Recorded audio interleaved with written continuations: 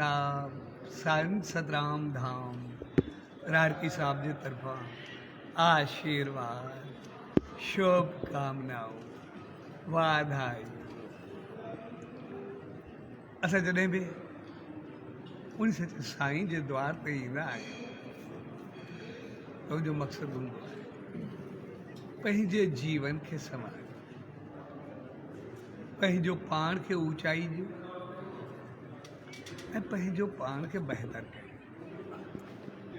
छाकाणि त जेतिरो असां पाण खे बहितर कंदासीं ऐं जहिड़ा कर्म कंदासीं तहिड़ो ई फल पाईंदासीं।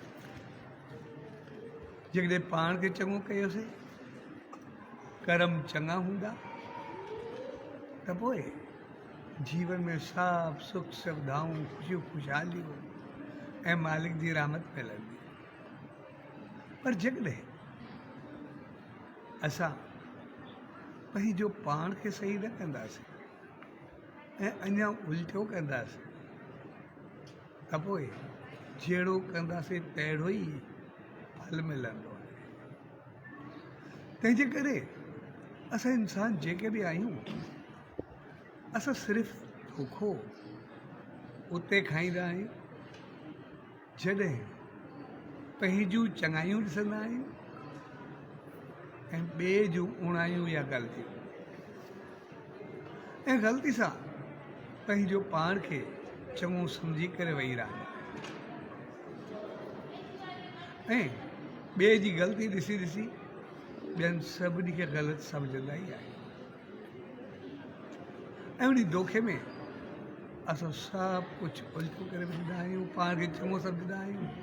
ॿियनि जी गिला शिकायत चुगली ग़लति चीज़ूं उछलाए उछलाए उहे सभु कमियूं पंहिंजो पाण में आणे छॾींदा।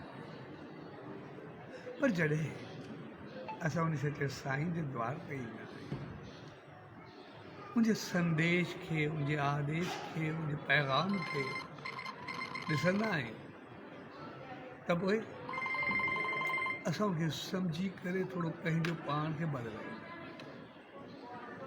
ऐं उन सच्चे साईं असांखे सम्झण जो सवलो तरीक़ो ॾिनो। जीअं हिकिड़ो शख़्स जे साईं ॾे आहे, जैसे मूंखे आदत हूंदी आहे ॿियनि जूं कमियूं ॾिसंदा आहियूं पंहिंजूं चङाई, तंहिंजे करे